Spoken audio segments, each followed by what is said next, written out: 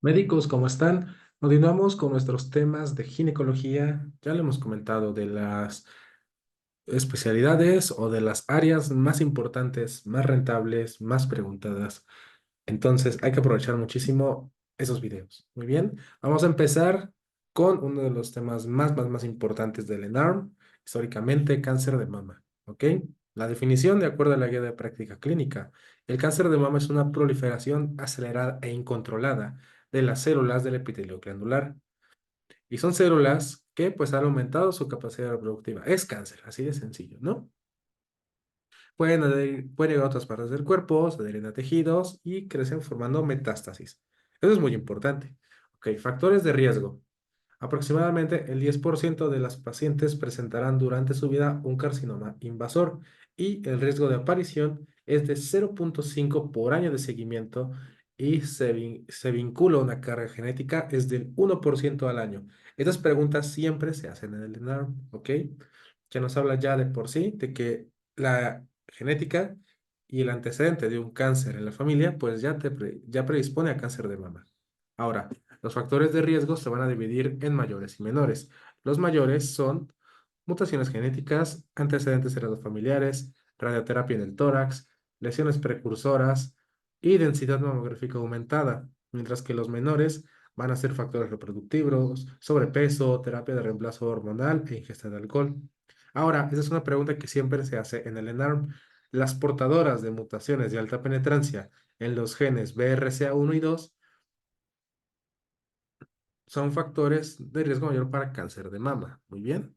Ahora, vamos a hablar de receptores y de riesgo, porque el cáncer de mama va a depender de si es receptor para estrógenos, para progesterona y si tiene positividad o no para el HER2/neu. Entonces, vamos a dividirlo por riesgos.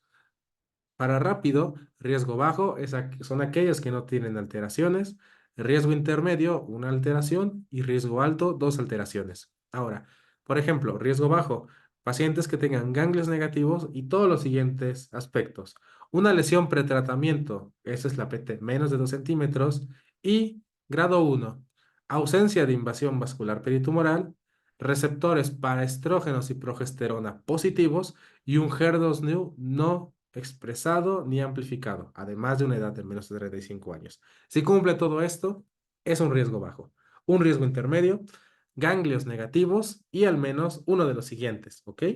Que ya tenga una lesión de más de 2 centímetros, que el grado sea 2 o 3, que ya tenga invasión vascular peritumoral, que los receptores para estrógenos y progesterona sean negativos, que tenga el HER2/neu sobreexpresado, que tenga menos de 35 años, que tenga ganglios o en su defecto que tenga ganglios positivos o receptores para estrógenos y progesterona positivos y HER2/neu sobreexpresado, ¿ok?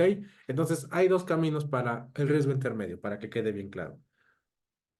Si tiene ganglios positivos, ya fue, ya es una alteración. Pero si tiene ganglios positivos y todo lo demás está normal, es riesgo intermedio. Si tiene ganglios negativos y una de las otras cosas ya es anormal, es riesgo intermedio, ¿ok?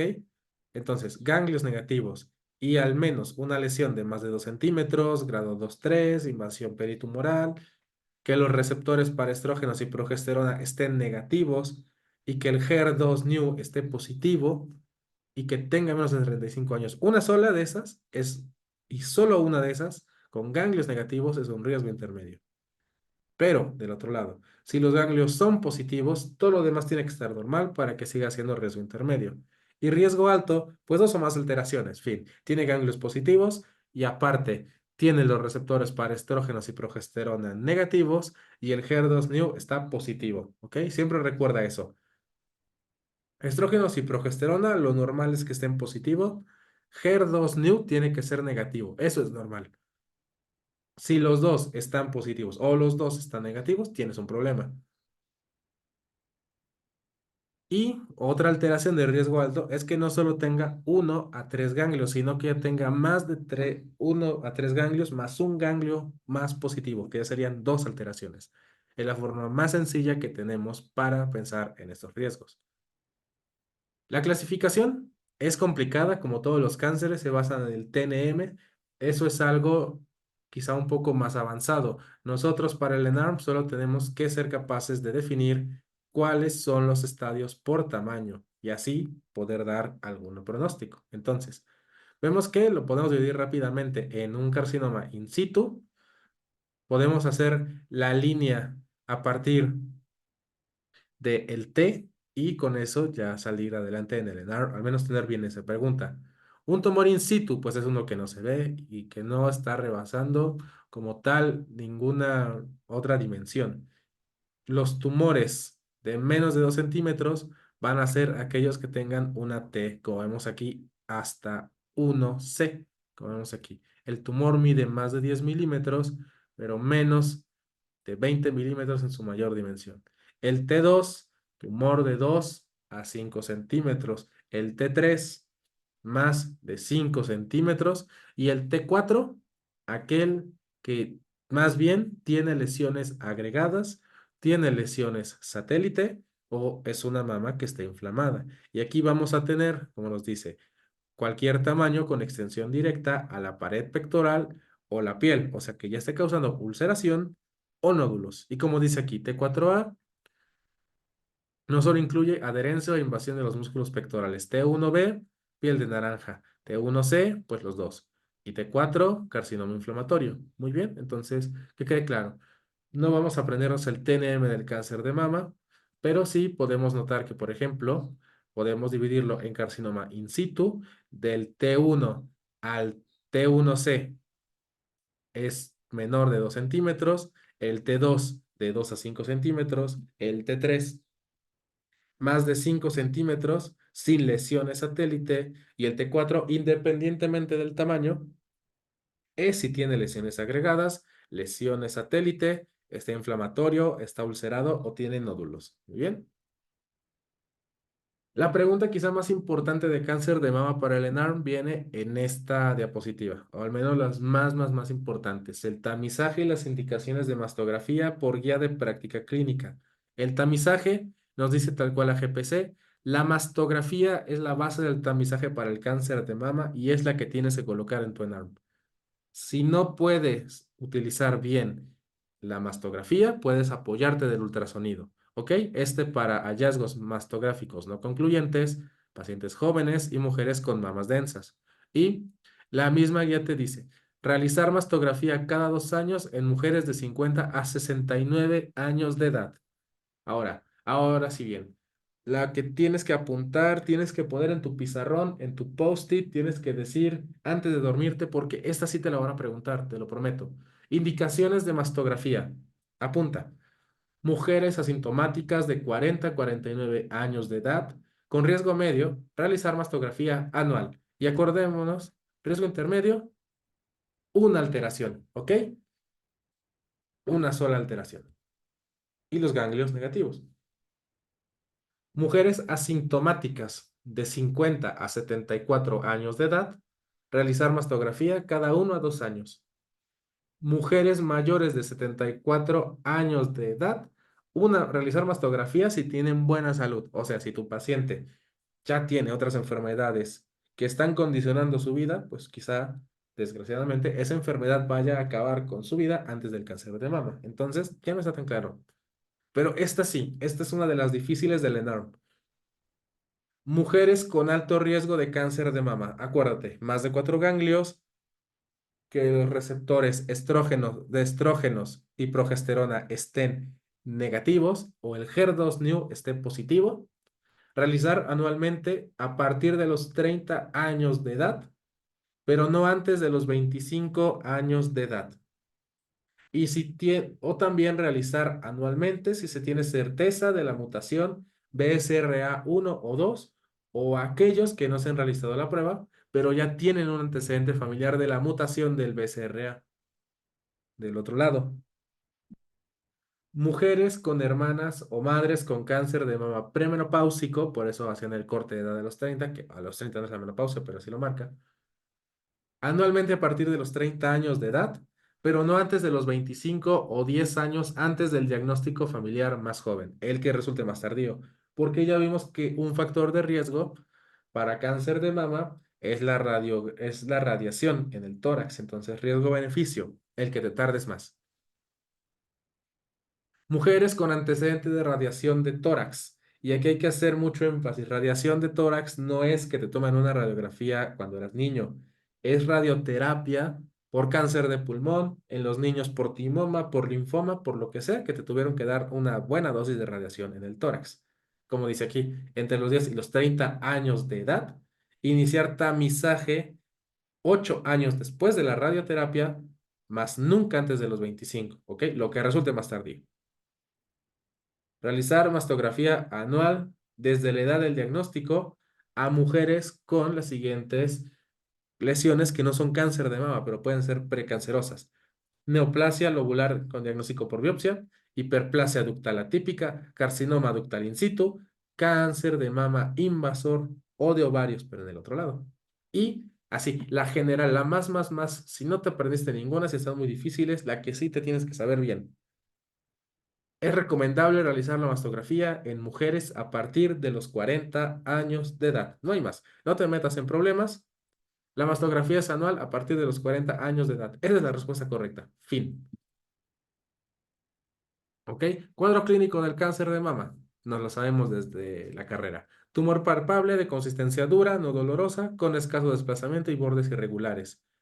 Así lo puedes tocar directamente en la mama o ganglio de mayor consistencia, duro, no doloroso, que tiende a formar conglomerados de crecimiento positivo, progresivo.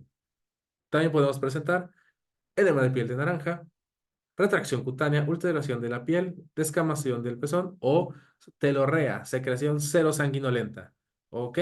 Y otros datos de sospecha van a ser una mastografía sospechosa o sugestiva de malignidad. Por alguna razón la GPC coloca aquí un BRAF 5, que eso es una mama que ya sabemos por biopsia que es cáncer. Pero bueno, el diagnóstico, otra vez. Se recomienda realizar examen clínico de mama en mujeres mayores de 40 años de edad cada año, que coincide con lo que ya mencionamos. No, si no te puedes aprender todas las indicaciones de tamizaje de cáncer de mama, nada más acuérdate, a partir de los 40 años de edad, mastografía anual. Fin. Ahora sí, otra cosa, se sugiere que toda mujer mayor de 20 años de edad se debe realizar un examen clínico de mama cada 1 a 3 años como parte del examen físico. O sea, el médico tiene que estar capacitado para realizar la exploración mamaria y en tu consulta anual la, que te recomienda la norma oficial mexicana, o sea, todos los mexicanos deberíamos ir al médico una vez al año de perdido, así como vamos al dentista. Bueno, como parte de este examen físico, se tiene que hacer una exploración mamaria. Ahora sí que únicamente para que el clínico sea capaz de detectar prematuramente quizá un crecimiento anormal en las mamas. Otra, la autoexploración se debe recomendar a partir de los 20 años de edad. Estas tres que vienen aquí, a mí se me preguntaron en mi ENAR, por eso las vuelvo a enfatizar. Entonces, otra vez, mastografía anual a partir de los 40 años. Toda mujer de más de 20 años debe tener una exploración de mama como parte del examen físico y se debe recomendar la autoexploración también a las mujeres a partir de los 20 años. No para que la mujer como tal se diagnostique un nódulo o una masa mamaria por sí misma, sino para que sea consciente de que debe revisar su cuerpo, debe empoderarse, debe buscar su salud y debe acudir con el experto para que la apoye a mantenerla. Es por eso. Se recomienda realizar en la persona con sospecha de cáncer de mama historia clínica y examen físico y solicitar mastografía bilateral si no estamos muy seguros de lo que estamos observando, pedir el apoyo con un ultrasonido mamario, revisión patológica a través de biopsia con aguja de Trucut, determinación de receptores hormonales en caso de cáncer de mama ductal y consejo genético. ¿Ok?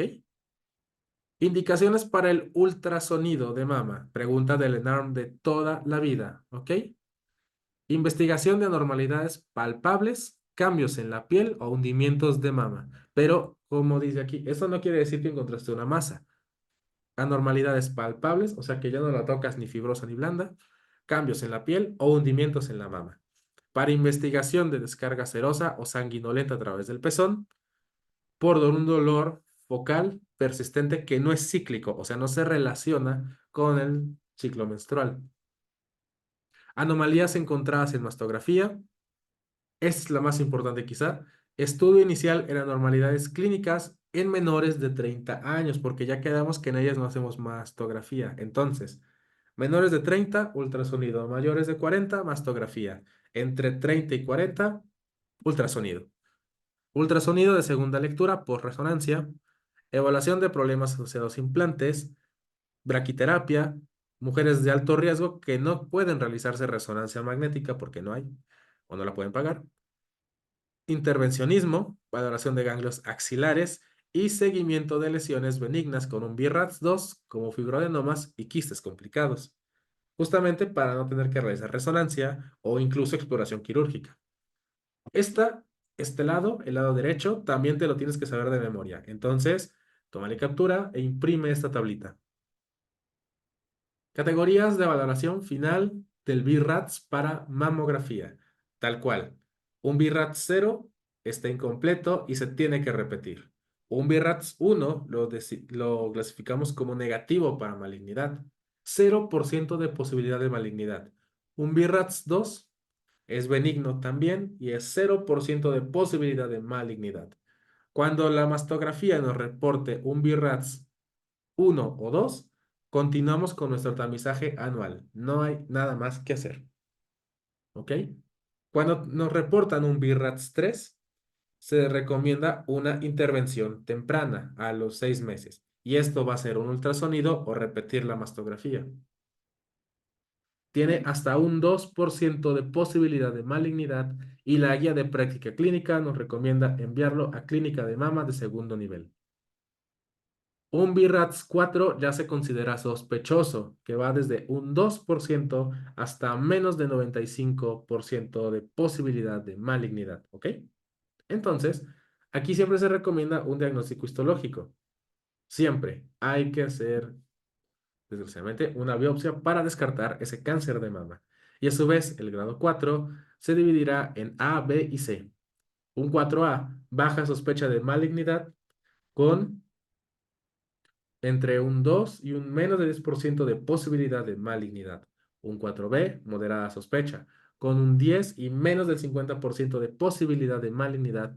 Y un 4C, alta sospecha de malignidad, ¿ok? Con un 50 y menos del 95% de posibilidad de malignidad. Finalmente, un BRAF 5 altamente sugestivo con hasta un 95% de posibilidad de malignidad. Esos son los nódulos que observarán en ultrasonido o en mama, que son grandes, que son asimétricos, que son espiculados, que tienen microcalcificaciones. Se ve luego, luego. ¿Ok? Y finalmente, el grado 6, malignidad comprobada por biopsia, excisión quirúrgica cuando se amerite. Listo. Entonces, de 1 y 2, 0% de malignidad, únicamente continuamos tamizaje. Grado 3, se debe enviar a segundo nivel porque hay hasta 2% de posibilidad de malignidad. Grado 4 y 5 requieren biopsia, por lo tanto se tienen que enviar a tercer nivel para toma de biopsia. Grado 6, excisión quirúrgica cuando lo permita, porque ya es malignidad comprobada por biopsia. ¿Listo? El algoritmo de la GPC. Tamizaje de cáncer de mama. Menos de 40 años de edad. ¿Se identifican claramente factores de riesgo? Sí, enviar al especialista para vigilancia y control. Ok, ultrasonido mamario, oralmente. No, iniciar exploración mensual y exploración clínica anual. Paciente de 40 a 45 años de edad, exploración clínica y mastografía cada 2 a 3 años. De 50 a 74 años de edad, mastografía cada 2 años. Más de 75 años de edad, exploración clínica y valorar estado actual de salud y esperanza de vida para decidir si se hace o no una mastografía. Ahora, aquí tenemos dos cositas interesantes. El índice pronóstico de Vine News, que nos habla de la posibilidad de malignidad y por lo tanto si amerita o no una cirugía conservadora o una mastectomía en nuestro paciente. Esto se va a basar en el tamaño tumoral, el margen tumoral, la clasificación histopatológica y la edad del paciente. Lo importante es que tú te aprendas más bien el punto de corte, ¿ok? Un Vine News de bajo riesgo, se trata con cirugía conservadora. De mediano riesgo, cirugía conservadora, pero se agrega radioterapia. Y de alto riesgo, mastectomía. Nos viene aquí los algoritmos de la GPC. Cáncer de mama, etapa clínica cero. Si es ductal in situ, se puede hacer mastectomía o se le puede hacer lumpectomía. Y aquí viene.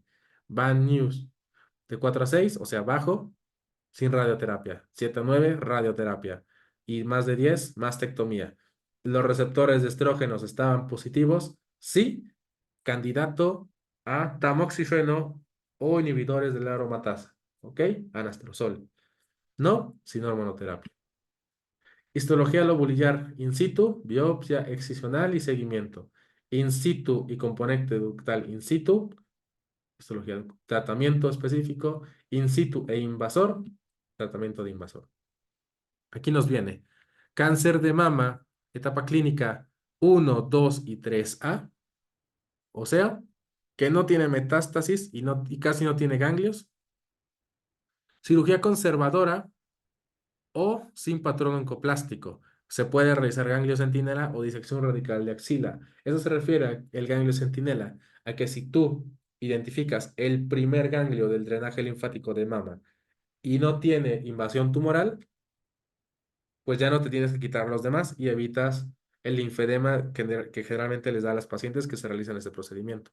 O mastectomía radical modificada con o sin reconstrucción inmediata. Considerar quimioterapia, anti-HER2, radioterapia y hormonoterapia, dependiendo. Paciente con cáncer de mama en etapa clínica 3 o inflamatorio, quimio neoadyuvante. ¿Presenta respuesta clínica? Sí, mastectomía radical modificada, o sea, se hizo más chiquito el tumor y radioterapia. No presenta respuesta clínica, radioterapia antes de la mastectomía. ¿Tiene respuesta clínica? No, quimio paliativa, o sea, esa paciente no se va a mejorar de que le quitemos la mama. Pero si ya presentó respuesta clínica, mastectomía radical modificada. Receptores a estrógenos positivos, no, no se da hormonoterapia. Sí, otra vez tamoxifeno o inhibidores de la aromatasa. Etapa clínica 4. Quimioterapia paliativa u hormonoterapia con o sin anti-HER2. Respuesta clínica en metástasis y tumor primario, sí. Candidata a mastectomía, sí. Mastectomía radical modificada y después radioterapia. No es candidata a mastectomía, únicamente radioterapia y considerar hormonoterapia. La paciente presenta respuesta clínica en metástasis y tumor, no. Quimioterapia de segunda línea o tratamiento individualizado con radioterapia, hormonoterapia y cuidados de soporte. Ahora, y esto viene a detalle a varios casos que hemos tenido recientemente en el centro médico. Aun si un cáncer de mama es etapa clínica 4 con metástasis, dependiendo en dónde estén esas metástasis y los tratamientos disponibles, no es una sentencia de muerte inmediata. ¿Ok? Muchos pacientes con cáncer de mama han vivido más de 5 años con metástasis por cáncer de mama. Hasta más de la mitad van a vivir más de 5 años.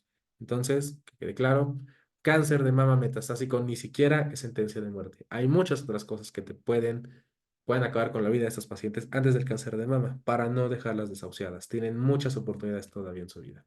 ¿Ok? Vamos a hablar de otro cáncer ginecológico muy importante, el cáncer cervicuterino. ¿Ok? Este es un tumor maligno originado por la pérdida del control del crecimiento de las células del endocervix y exocervix y pueden invadir estructuras adyacentes. Y para que esto nos quede más claro, pues podemos basarnos en el esquema que tenemos del lado izquierdo, ¿ok? Aquí vemos el inicio de la actividad sexual, en donde tenemos un epitelio normal. Recuerda que de acuerdo a la GPC, se debe realizar una citología a los 21 años o 3 años posteriores al inicio del inicio de la vida sexual activa, lo que sea más pronto. Bueno, pues aquí puedes tener una infección por VPH. Ok, va. Y como vemos, el VPH se va a instaurar en las células basales. Aquí no tenemos ningún problema, pero va a seguir progresando a lo largo de los meses. Aquí podemos presentar un SIN 1 o una lesión de bajo grado que a lo mejor solo nos va a aparecer por medio de una biopsia. Entonces, o cuando estemos haciendo la colposcopía. Entonces, estas son lesiones de bajo grado, que ya sea se dejen en observación o incluso se les puede ofrecer electrocoagulación y acabar con ellas. Como vemos aquí, sin uno tiene una posibilidad de regresión, o sea que no se vuelva cáncer hasta el 90%. Aquí es lo importante del tamizaje y la colposcopía. Si sigue avanzando el tiempo, pues entonces las células infectadas por VPH van a seguir proliferando y van a empezar a ocupar más de las capas del estrato. Como vemos aquí, ya no solo es el estrato basal, ya está llegando prácticamente al segundo tercio. Aquí van a presentar las pacientes ya otros datos inflamatorios: leucorrea, dispareunia, sangrado postcoital. En estas ya se tiene que realizar conización tratando de llevarse todas estas células malignas y también biopsia para ver si todavía estamos ante un carcinoma in situ. Aquí la posibilidad de regresión en SIN3 ya va a ser hasta el 20%. Y a lo largo de las décadas ya puede presentar un carcinoma invasor. Esa es la importancia del cáncer cervicuterino. La mayoría de las personas requieren años, décadas, para que esta lesión invasora, este pequeño BPH, que sí está causando alteraciones celulares, se convierte en un cáncer. Por eso la importancia del Papa Nicolau. Entonces, vamos a revisar la epidemiología. El cáncer cervicuterino es la segunda causa de mortalidad por neoplasia maligna en mujeres. Aparece de los 25 a los 65 años. En la etapa clínica 1A1 tiene una curación del 99%, de la 1A2 a la 1B1 el 85%, pero del 2B hasta el 4, menos del 70%.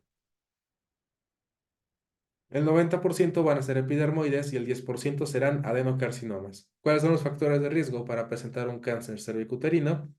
Inicio de vida sexual activa antes de los 18 años. Esto, como ya vimos, uno, por tiempo, y dos, porque aparentemente hasta los 18 años es cuando se tiene la maduración completa del epitelio y por lo tanto infecciones previas a los 18 tienen mayor posibilidad de malignización. Múltiples parejas sexuales, pues aumenta la probabilidad de infección por VPH. Tabaquismo, como cualquier cáncer. Infecciones de transmisión sexual. Pareja sexual masculina infectada por VPH. Pareja que ha tenido múltiples parejas sexuales. Menores de 30 años. Deficiencia de ácido fólico e inmunocomprometidas. Recuerda que los VPH 16, 18 y 30, o sea, 31, 32, 33 y así, se asocian a cáncer cervicuterino, mientras que los 6 y 11 únicamente a verrugas. ¿Cuál es el cuadro clínico? Los signos y síntomas más comunes del cáncer cervicuterino serán el sangrado intermenstrual, sangrado poscoital, posmenopáusico, apariencia anormal del cervix a través de la exploración, descarga vaginal, como vemos aquí, manchada de sangre y dolor pélvico. El tamizaje se recomienda con citología cervical como el mejor método de elección de tamizaje por su menor costo. Ahora, en cuanto a la citología vaginal, vemos aquí la edad óptima es desconocida. Sin embargo, se recomienda a los 3 años después de la primera relación sexual o hasta los 21, el que ocurra primero. Aquí es al revés. La citología se debe realizar anualmente y si cumplimos con 3 negativas consecutivas, se puede recomendar el Papa Nicolau hasta cada 3 años. Entonces, por ejemplo, si por ejemplo nuestra paciente iniciara su vida sexual activa a los 21 años, a los 22 le toca a Papá Nicolau, sale negativo. A los 23 le toca a Papá Nicolau, sale negativo. A los 24 años le toca a Papá Nicolau, sale negativo. Su siguiente Papá Nicolau, ahora sí, puede ser, ya quedamos, 21, negativo, entonces 22, 23, 24. El siguiente Papa Nicolau le toca o a los 26 o a los 27 años. Sale negativo, le toca a los 29 o a los 30 años. Sale negativo a los 32 o 33 años. Sale negativo y así consecutivamente, ¿ok? Entonces no es anual si ya cumplimos al menos 3 consecutivas. Y ya algo muy importante, que esta fue pregunta que me hicieron en mi NAR. Ya no se indica en mayores de 70 años que tengan un antecedente de tamizaje regular, o sea, negativo, en un periodo de 10 años y con los 3 últimos reportes negativos, que coincidiría en caso de que se hiciera cada 3 años, o en mujeres que no tienen riesgo incrementado de padecer cáncer cervicuterino. ¿Por qué? Pues otra vez, incluso si a los 70 años iniciara la colonización por VPH, tendrías el cáncer a los 85. Entonces es algo ya no rentable y pues que realmente poco probable que eso acabe con la vida del paciente. Entonces, recordar nada más los niveles de clasificación Bethesda, Richard y de la OMS para el cáncer, para las alteraciones en el tamizaje. Recordar que una lesión de bajo grado equivale a un NIC 1 de Richard y por la OMS es una displasia leve. Las lesiones de alto grado pueden ser NIC 2 o NIC 3. Un NIC 2 se refiere a una displasia moderada y un NIC 3 puede ser una displasia grave o incluso un carcinoma in situ. Ya después viene el cáncer invasor. La estadificación, igual, es complicada. Nosotros solo debemos recordar tres cosas. ¿Cuál es el cáncer que no se ve? ¿Cuál se ve en cervix y es operable? ¿Y cuál se ve en cervix pero ya no es operable? Recordar que el límite quirúrgico para el cáncer cervicuterino es a partir de el T2, o sea, de T2 para abajo, o bueno, más bien de T2, y que invada más o que sea de T2 más grave, ya no se opera. No de inmediato. De T1B2 para arriba o más chiquito, sí supera. Entonces, cáncer microscópico de T1A T1A2. O sea, carcinoma invasor por microscopía. ¿Ok? Y finalmente, que sea invasión estromal de más de 3 milímetros, pero no menor de 5 milímetros y no mayor de 7 milímetros de diseminación horizontal. T1B, que ya lo puedes observar fácilmente. Lesión visible limitada al cérvix o enfermedad macroscópica mayor que las anteriores. Y a su vez el 1B1, no mayor a 4 centímetros. 1B2 de más de 4 centímetros. Limitado únicamente al cérvix. De a partir del T2, ese es un tumor que se extiende más allá del útero, pero no a las paredes laterales de la pelvis ni al tercio inferior de la vagina. T2A, compromiso vaginal sin compromiso parametrial. T2B, compromiso parametrial. T3 se extiende a las paredes laterales de la pelvis, como vemos aquí.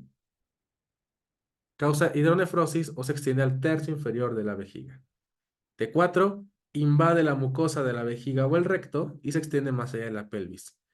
Y pues el M1 o 4B, pues metástasis a distancia. Aquí lo tenemos en peritoneo. ¿Ok? Así de sencillo. Recordar entonces que hasta el T3 sobrepasa el cérvix, pero no más allá y no afecta el tercio inferior de la vagina. ¿Ok? Esos son los datos que tienes que recordar en cuanto al cáncer cervicuterino. Vacunación. La GPC nos ha actualizado en un buen rato. Nos recomienda dos, tanto la Gardasil como la Cervarix. Recuerda que la Gardasil es la que tiene 4 serotipos de VPH y la Cervarix únicamente los oncogénicos, ¿no? Que ya quedamos. 16 y 18. Mientras que Gardasil, como tiene 4, también te va a proteger contra los 6 y 11, que son los que causaban las verrugas. Recordar que hay una resistencia, una más bien protección cruzada, o sea, que la protección de la vacuna contra los serotipos 16 y 18 también te protege contra los 30, entonces no hay tanto problema. Y recuerda que la vacunación para el cáncer cervicuterino son 3 dosis, a los 0, 2 y 6 meses. El tratamiento del cáncer cervicuterino, lo vemos aquí. ¿Presenta una invasión linfovascular? Si sí la presenta, hay que valorar el deseo de pareja satisfecha. Si ya lo tiene, cono terapéutico o histerectomía de Piver. Si no tiene pareja satisfecha, cono terapéutico. ¿Y cuáles son las especificaciones de un cono terapéutico? Que tenga una profundidad de 10 milímetros y márgenes negativos de 3 milímetros. Ahora, del otro lado. No presenta invasión linfovascular. Hay que ver si ya presenta pareja satisfecha. Si sí, cono terapéutico o esterectomía. Si no, hay que ver si no, se realiza un cono. ¿Cumple criterios terapéuticos? Sí, seguimiento. No, realizar un nuevo cono. Etapa clínica 1 a 2. ¿Se acuerdan que era 1 a 2? Aquí viene, ¿no? Más de 3 milímetros, pero no menor de 5 y no mayor de 7 en el horizontal. Sigue siendo microscópico. Paridad satisfecha, sí, histerectomía o radioterapia más braquiterapia. No tiene paridad satisfecha, cono terapéutico con linfadenectomía o incluso una traquelectomía. Etapa clínica 1B, hay que valorar el tamaño tumoral. Menos de 2 centímetros, paridad satisfecha, sí, histerectomía. No, traquelectomía radical. Más de 2 centímetros, hay que valorar si hay contraindicación quirúrgica. Si hay contraindicación quirúrgica, radiación y braquiterapia. No hay contraindicación quirúrgica, histerectomía. Etapa clínica 1B2 a 4A, o sea, no tiene meds a distancia. Quimio, radio, acompañada de radiación y braquiterapia. Únicamente vigilancia. Etapa clínica 4B, enfermedad recurrente o metastásica resecable. Sí, resección de metástasis. No, quimio, radio. Enfermedad recurrente, ¿ok? O sea que tuvimos a lo mejor un 1A1, pero después reapareció el cáncer, es recurrente y ya se considera etapa clínica 4. Clínica recurrente, quimioterapia previa, histerectomía o exenteración pélvica. Ausente de cirugía sin radioterapia. La enfermedad central es de menos de 3 centímetros, ¿sí? Exenteración pélvica con radioterapia. No, enfermedad periférica. Si tiene enfermedad periférica, cirugía, quimio radio o radio solita. ¿Ok? Eso por los cánceres ginecológicos. Ahora, vamos a ver la patología benigna de mama. Un tema que muchos se saltan, pero que sí vale mucho la pena revisar. Ok, la patología de mama son un grupo de alteraciones en el tejido mamario que no tienen la capacidad de diseminarse y responden a mecanismos hormonales, factores externos como la nutrición y el estilo de vida, y pueden causar signos y síntomas como dolor mamario, masas, nódulos, turgencia, irritabilidad, secreción o descarga por el pezón, así como inflamación e infecciones, que pueden incluso elevar el riesgo de patología maligna. En cuanto a la epidemiología, otra vez, el inicio de la exploración a partir de los 20 años y en pacientes con BRCA1 y 2, iniciar la exploración mamaria a los 18 o 21 años de edad. Lo mismo, la clasificación pueden ser no proliferativas, proliferativas sin atipia y proliferativas con atipia. Las que no son proliferativas son los quistes, hiperplasia leve, calcificaciones epiteliales, fibroadenomas, papilas con cambios apócrinos. ¿Ok?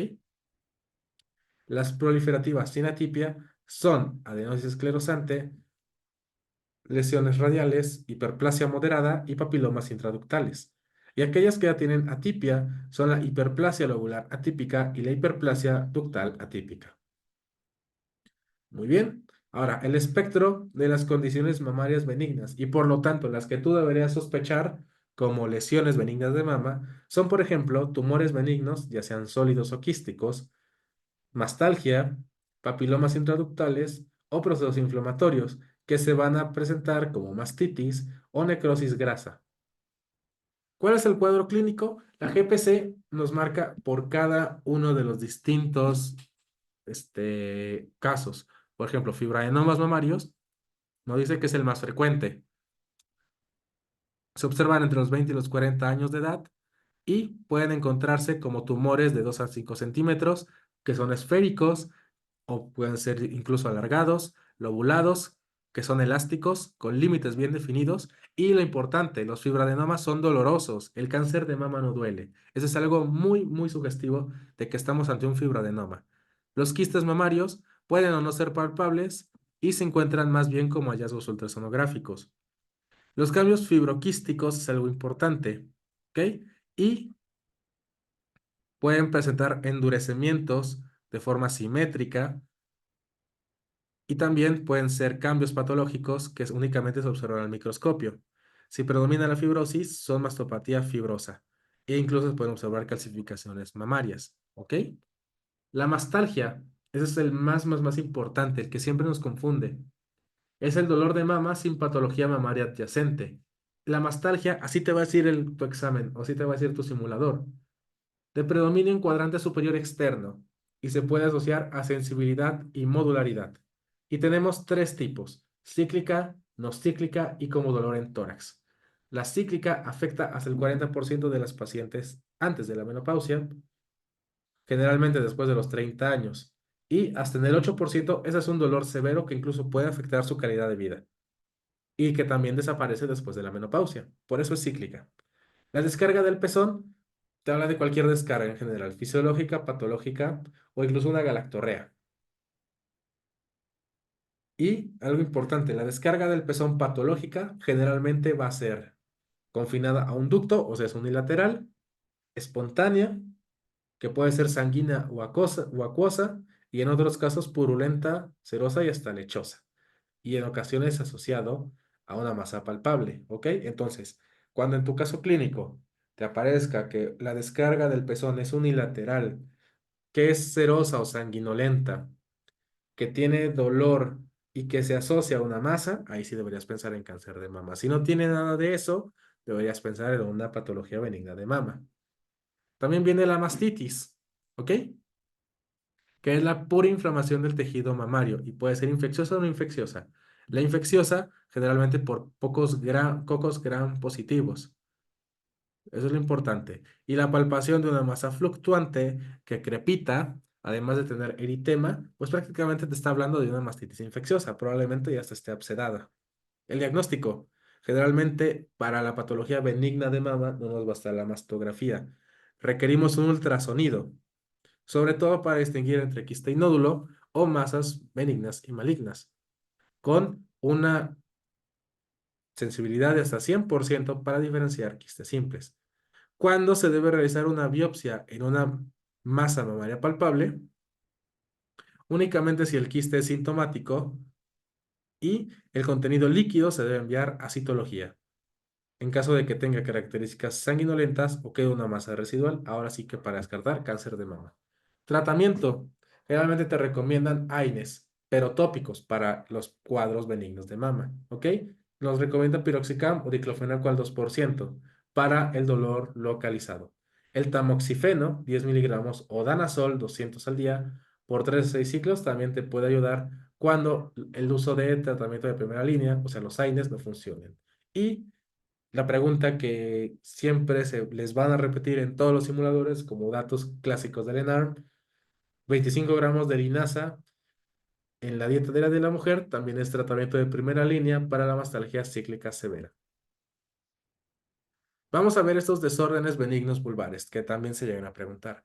Tenemos los desórdenes de la vulva y la enfermedad benigna de la vulva. Los desórdenes de la vulva son signos y síntomas que refiere a la mujer en la vulva, siendo el prurito y el dolor los más frecuentes, mientras que la enfermedad benigna son algunas otras enfermedades que no solo tienen prurito y dolor, o sea, que tienen algo más, que se ubican en la vulva. La etiología generalmente van a ser agudas y crónicas. Las agudas son infecciones, como puede ser tricomona, cándida o dermatitis por contacto, una muy importante que muchas veces se nos pasa. Y las crónicas van a ser dermatosis, como puede ser dermatitis atópica, líquen plano, líquen escleroso, psoriasis. Pueden ser neoplasia intraepitelial vulvar, cáncer vulvar o enfermedad de Paget, infecciones por VPH, o enfermedad incluso de Crohn, con manifestaciones vulvares. Los factores de riesgo. Por ejemplo, casi siempre vamos a estar hablando aquí de dermatitis de contacto en la vulva. Eso es lo que tienen que pensar primero. Prurito y dolor en vulva que no se asocia a alguna infección o neoplasia.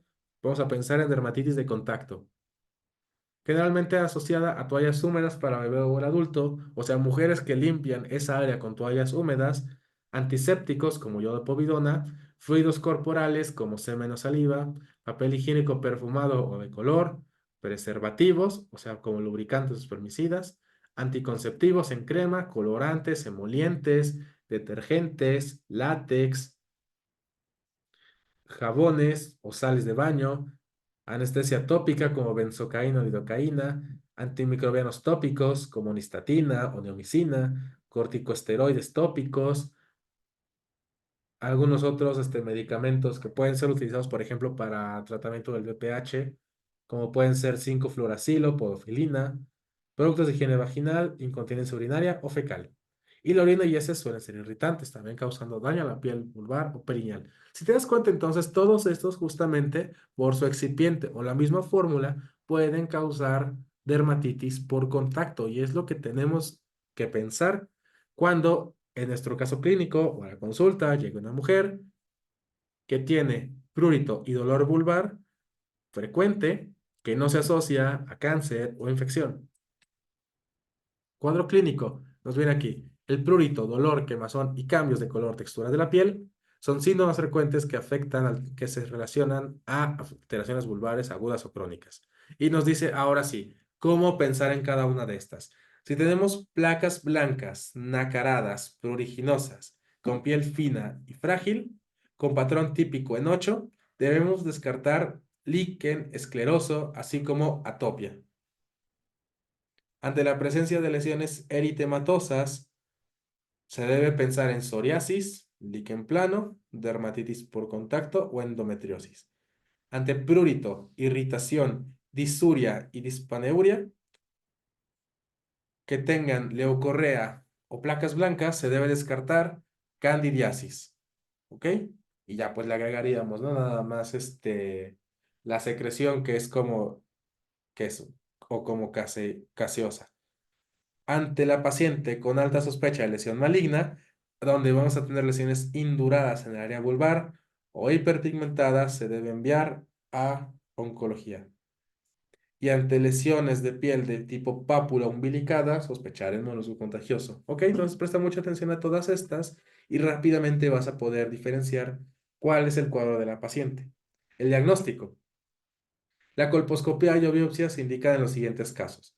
BPH, sospecha de malignidad con enfermedad de Paget o cáncer de vulva y con persistencia de la enfermedad. Acuérdate, úlcera que trata si no se cura y no se cura y no se cura y sigue sangrando y no se cura, quizá deberías descartar cáncer.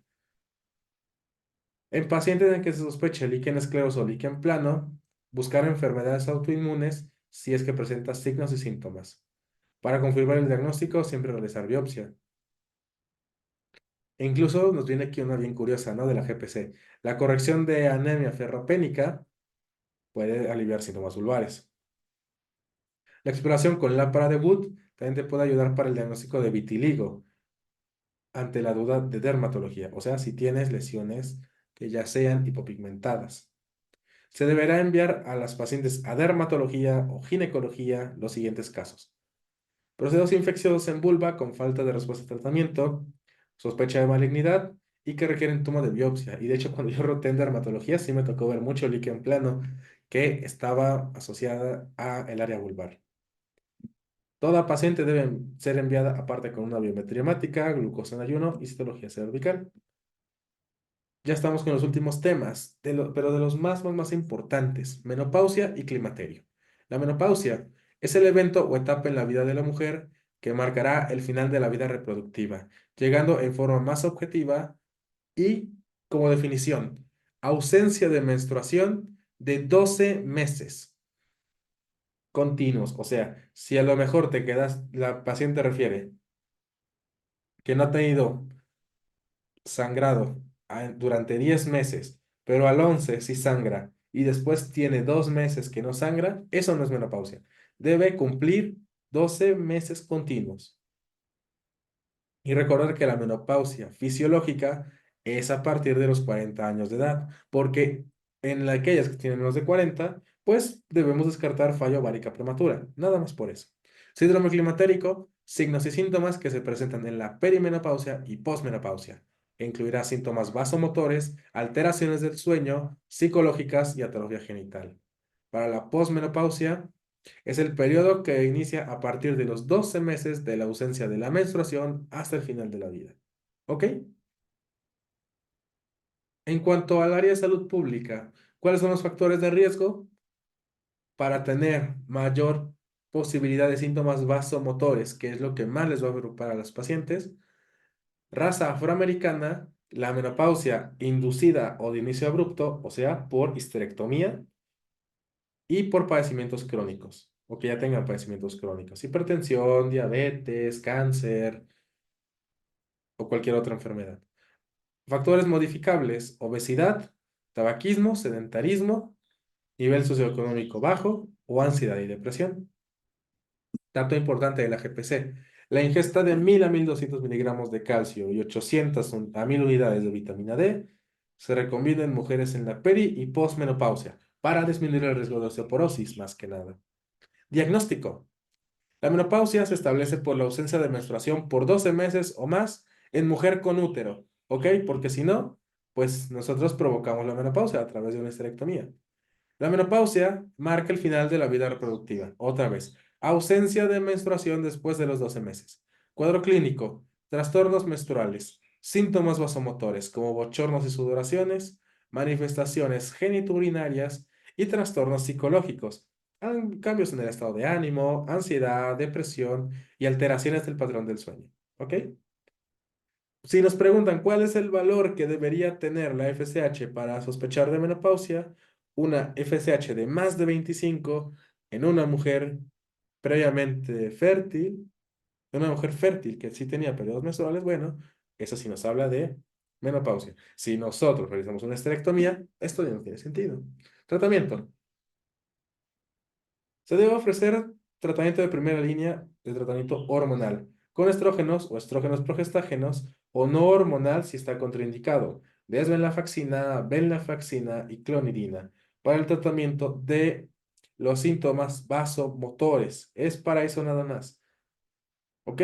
Podemos dar terapia cíclica, que incluya estrógenos de los días 1 a 25 y progestágeno de los días 10 a 14. Porque con este emulamos el ciclo. El cíclico combinado, estrógenos de los días 1 a 25 y progestágeno los mismos días, 1 a 25. Cíclico continuo secuencial de ciclo largo, estrógenos diariamente y progestágenos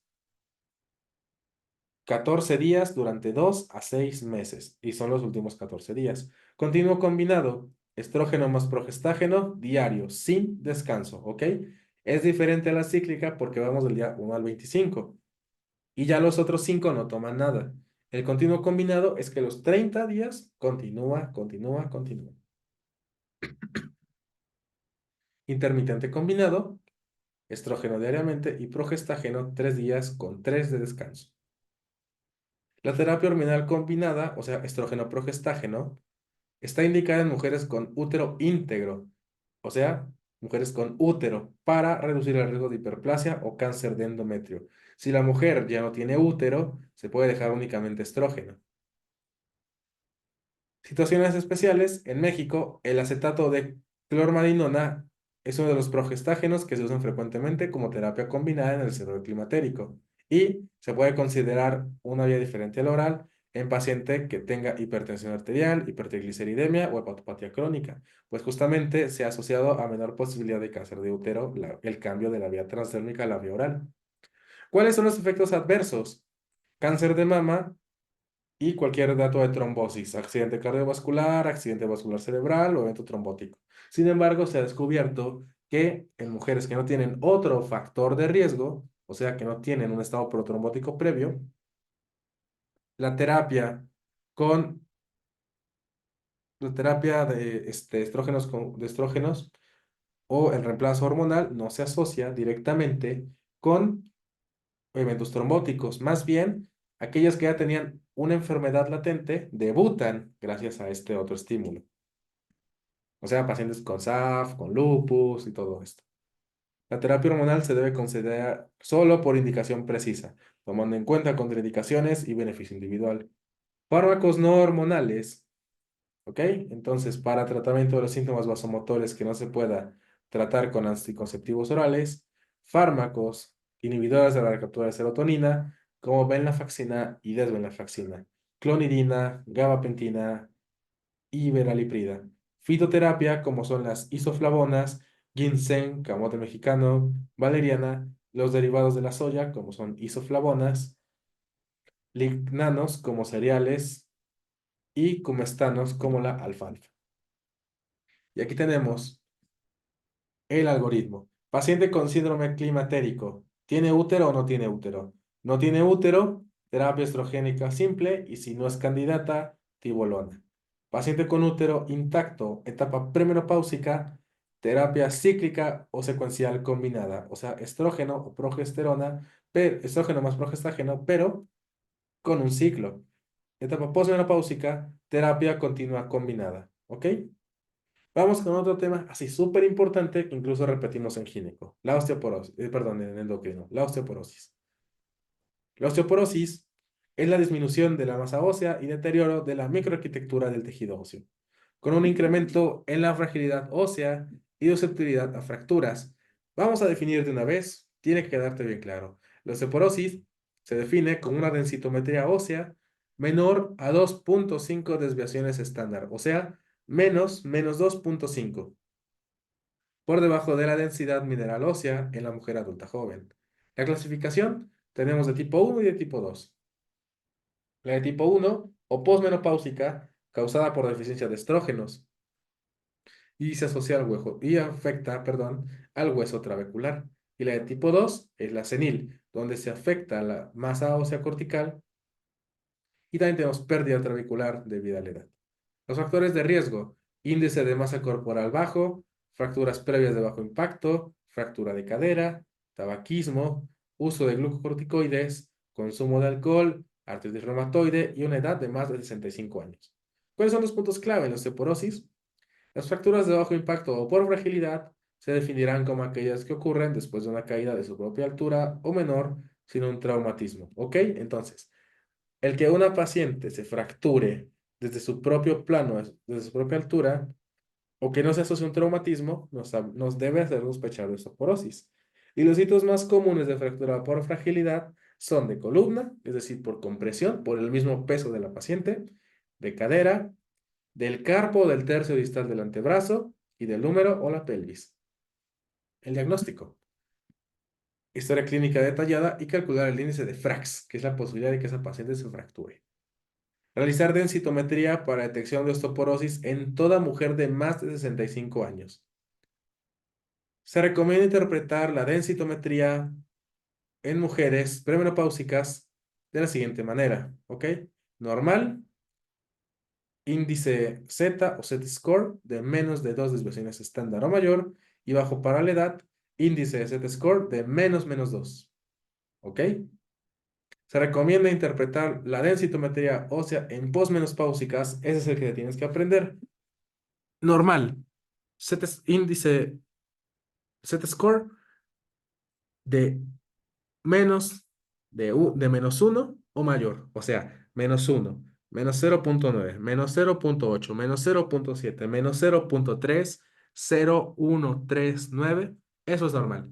Osteopenia de menos uno a menos 2,5, o sea, que si te sale un índice de menos uno, menos 1,5, menos 1,8, menos 2,1, menos 2,3, estamos en osteopenia. Y va a ser osteoporosis si nos sale menos de menos 2,5, o sea, menos 2,5, menos 2,8, menos 3, menos 3,3, todo eso es osteoporosis. Hay quienes también miden la vitamina D que está hidroxilada en el factor 25. Entonces, la 25 hidroxivitamina D, cuando tiene menos de 20 nanogramos, nos habla de deficiencia de vitamina D y son candidatas a tratamiento justamente con vitamina D. Para definir la fractura vertebral se utiliza la escala de Genant, donde dice grado 1 o leve, reducción de la altura vertebral del 20 al 25%. Grado 2, reducción de 26 a 40%, y grado 3 o grave, de una reducción de más de 40%. Tratamiento no farmacológico de la osteoporosis: una ingesta adecuada de calcio, ya vimos, 1000 a 1200 miligramos diarios, una ingesta de vitamina D de 600 a 800 unidades al día, una dieta balanceada con adecuada ingesta proteica, o sea, 0,8 gramo al día, actividad física constante y permanente, ejercicio de resistencia para mejorar fuerza y masa muscular, ejercicio para mejorar equilibrio y minimizar caídas, evitar tabaquismo, evitar alcoholismo, limitar riesgos potenciales para caídas. Muy bien. Se recomienda limitar la ingesta de cafeína a menos de 2 porciones, o sea, menos de 500 mililitros de café por día. Lo que sí se recomienda es realizar ejercicio con pesas, caminar, trotar, tai chi, subir escaleras, bailar y cualquier otra cosa que fortalezca los músculos, como entrenamiento con pesas, en caso de que los puedan realizar. Y justamente mujeres en riesgo de osteoporosis que no consuman más de 3 bebidas alcohólicas al día.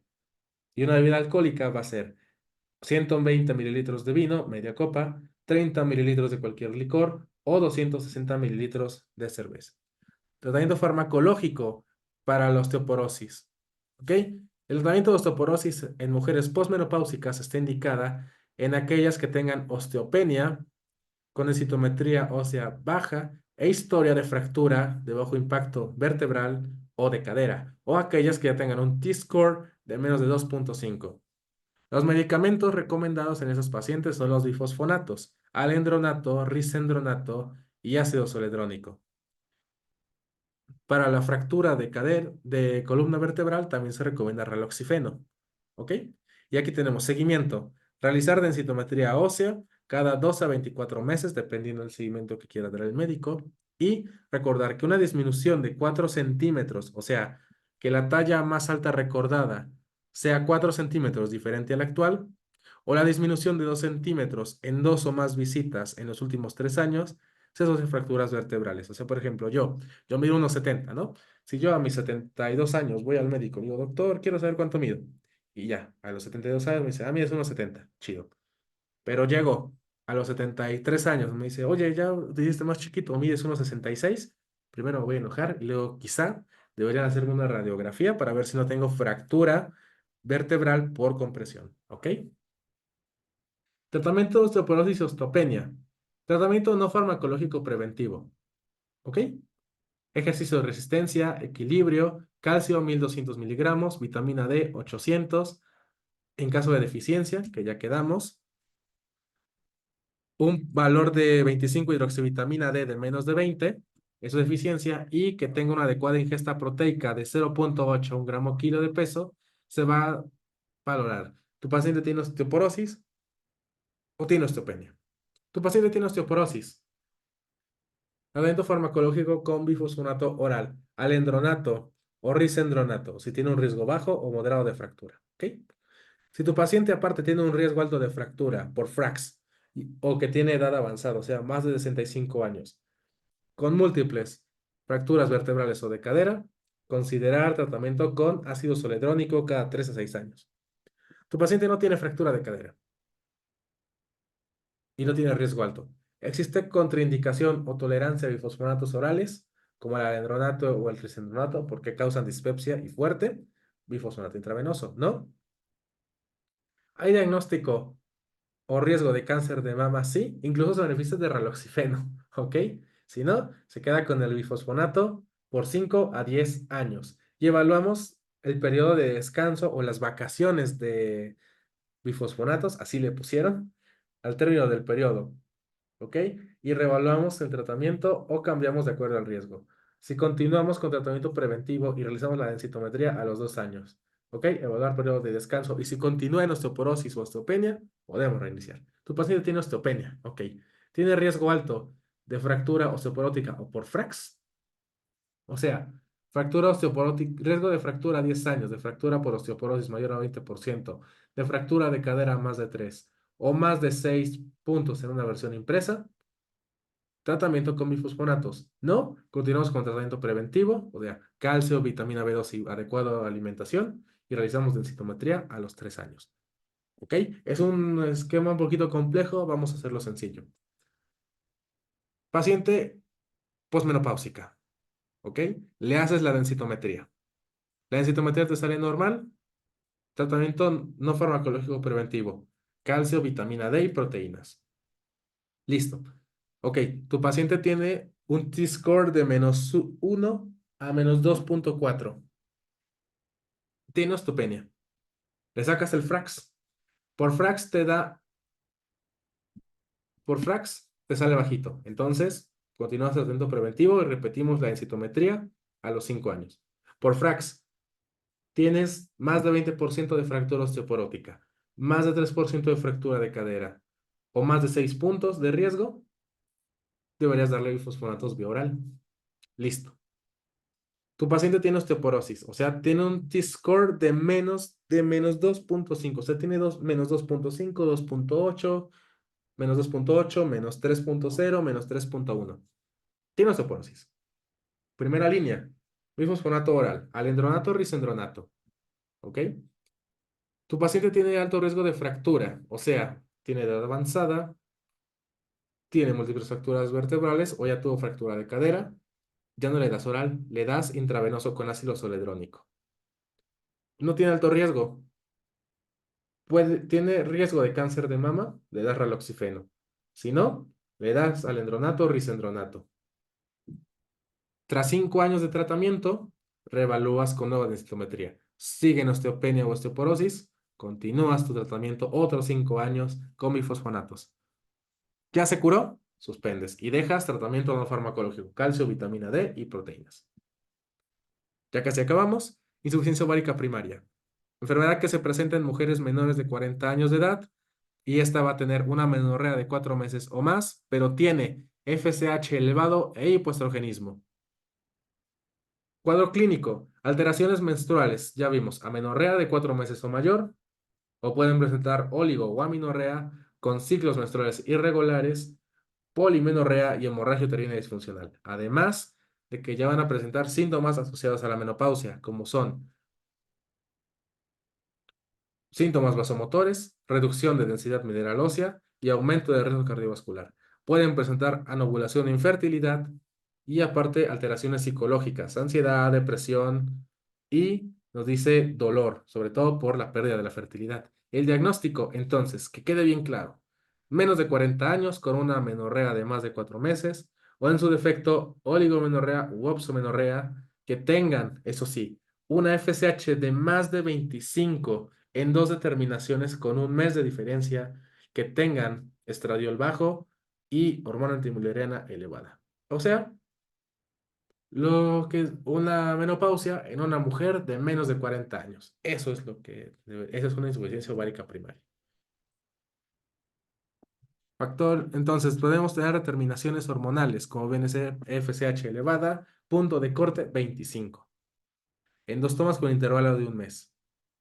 No se recomienda ninguna otra medición, ¿ok? Tratamiento. La terapia hormonal puede ser el tratamiento en estados hipoestrogénicos, sobre todo control de síntomas vasomotores, atrofia genital y prevención de osteoporosis. Siempre debe indicarse el uso combinado de estrógenos y progestágenos para evitar el cáncer de endometrio. Y las opciones de profertilidad en pacientes con insuficiencia ovárica primaria puede ser un embarazo espontáneo hasta el 10% de esas pacientes, fertilización asistida con donación de ovocitos e incluso recomiendan adopción. ¿Ok? Tratamiento de la insuficiencia ovárica primaria. Rápido. ¿Desea embarazo? Sí.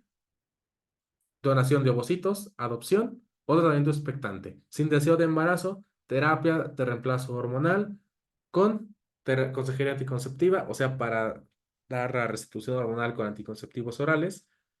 Aporte de calcio y vitamina D preventivo, el mismito que ya revisamos acá. Calcio 1200 miligramos, vitamina D 800 unidades y proteína 1 gramo kilo al día. Y para dar apoyo psicológico. Y listo, médicos. Clase un poquito larguita. Los temas de gineco son varios, pero valen muchísimo la pena. Muchas gracias por acompañarnos en esta sesión. Nos veremos en el siguiente video.